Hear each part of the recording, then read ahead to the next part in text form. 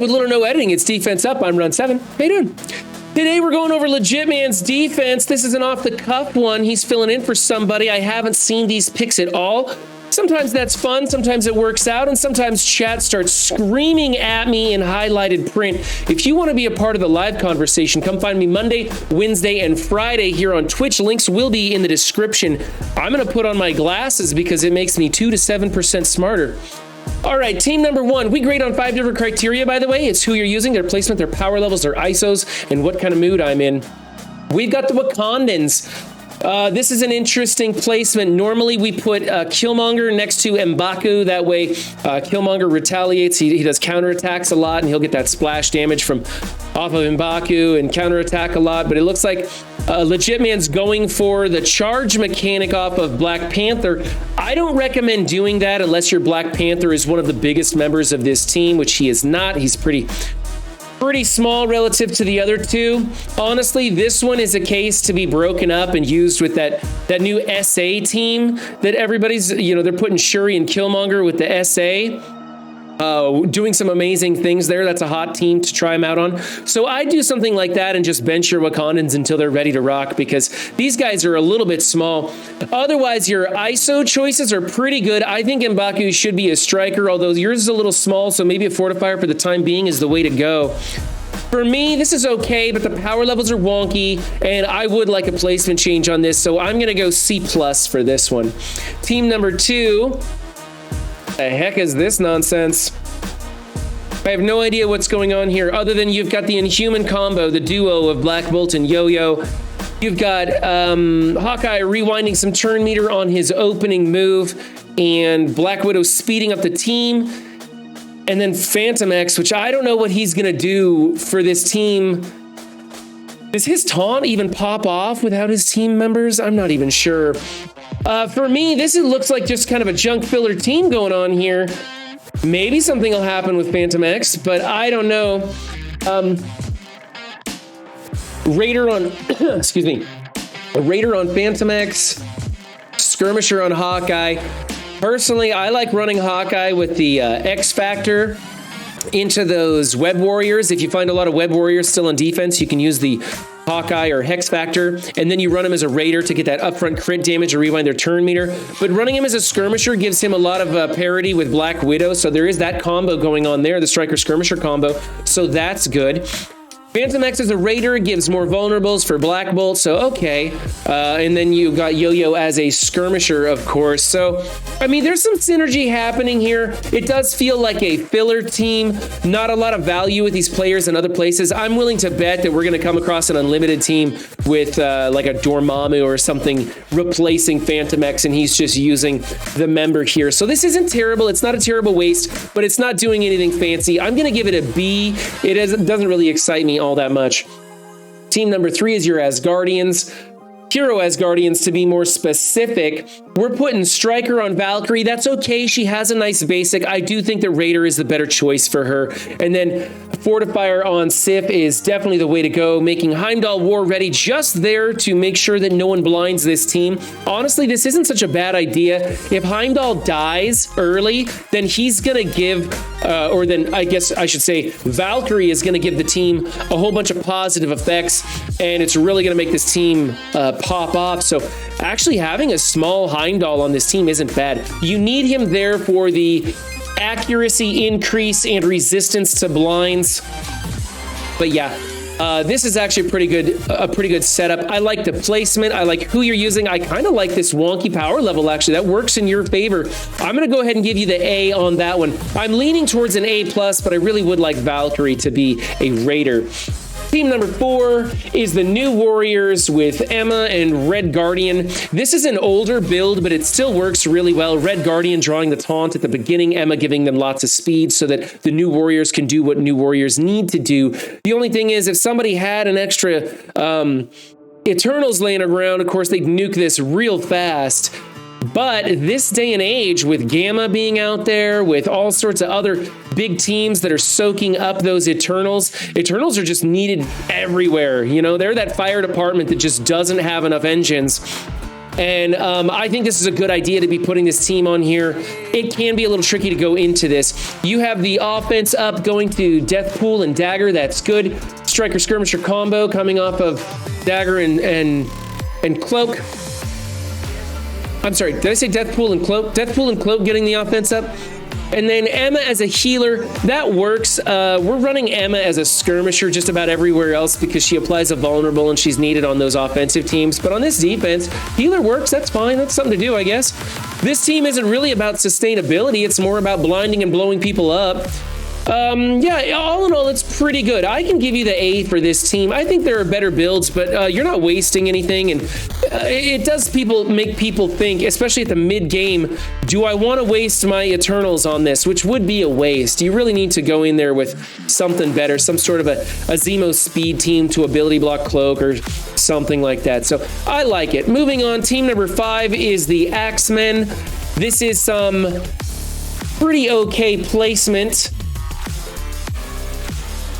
I personally like Iceman next to Bishop. That way, in case he does get one shot off the field, he does revive. That can happen to Kitty. She can get one shot off the field and does not revive. And so that's why I do like Iceman being closer to Bishop. You have Striker on Bishop and Skirmisher on everybody else. That's a pretty traditional build. A lot of people changing things up and making Jubilee a Striker and Bishop a Skirmisher nowadays because we're running them elsewhere. But this is a great spot for defense. It's also a pretty good spot for your raids. I like it. I'm going to give you the A for that team.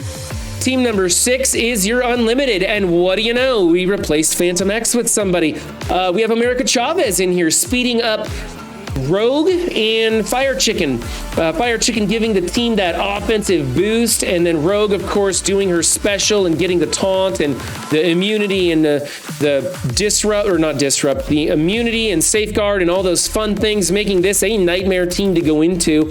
Somebody's going to 2-tap this team, probably, would be the easy way to take care of it. Otherwise, you're going to have to go in with a big team that can sustain the opener and go around and kill these members after the taunt drops off of Rogue. You have a hard time getting through Rogue with that, all those positive effects like defense up and safeguard and stuff. That makes her a real nightmare. But being she's popping off so fast with that taunt, I don't know, maybe you could come into this team with something big that has some sustainability and ride it out and then start clipping off members as you go. We're finding Gambit to be a really like top tier tune, especially in combination with Unlimited. Personally, I like saving Unlimited for offense, both in Crucible and in War defense. But hey, I think this one's fun. I like new things, and this is new. It's a pretty good twist on it. We've got Gambit off to the side because he is a hot target. And of course, we've got Fire Chicken in the middle only because we're speeding him up by America Chavez. I like the ISOs. We could go Raider on Firestorm, but honestly, he's got that piercing damage on his basic, and the Striker is really good too. But of course, he's being sped up, and so he's going to go into the other team, and there's not going to be a lot of vulnerables out there because he's going to go before a lot of people. It's pretty good. I think you could probably make America Chavez anything other than a ISO 1-1 Striker, but hey, it works. I'm going to go...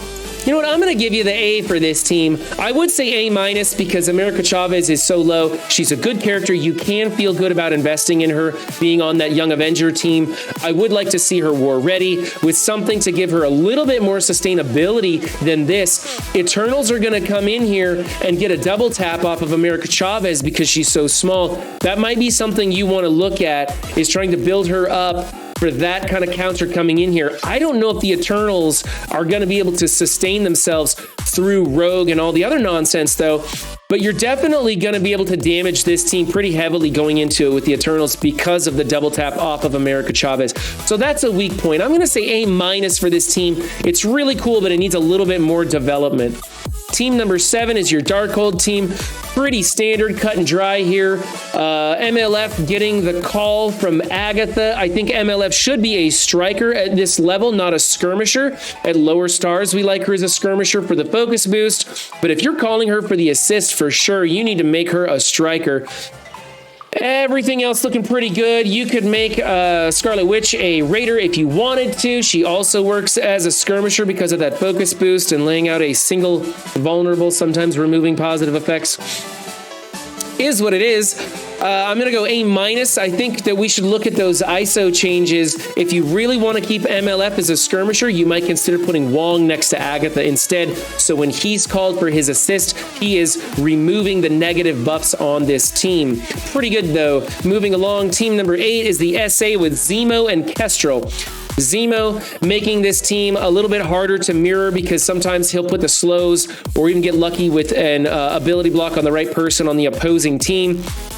Kestrel's a great choice in here, especially if you're adjacent to security or insecurity with the defense downs on spawn. Another good choice putting in for this team is Green Goblin. Green Goblin spawns in and puts defense down on somebody, and then Kestrel can ping that defense down if they're hit by other stuff. This is a great team, though. I like the build. Just don't use Fury on defense. Please don't use Fury on defense. He summons people. It's a liability. It puts a chink in the armor of this team. You're better off doing something just like this. I like all the other ISOs. I can give you an A for this team. Good job. Moving along to team number 9. Oh, we have Dormammu on the Young Avengers. Wow, that's going to be kind of scary. We see stuff that beats this. A lot of people reserving their Gamma team for offense would probably go right through this. Gamma doing amazing things in war. We're having trouble finding anything that can stop Gamma. So this would be a candidate to draw in a Gamma team, especially if you're putting Gamma on defense yourself.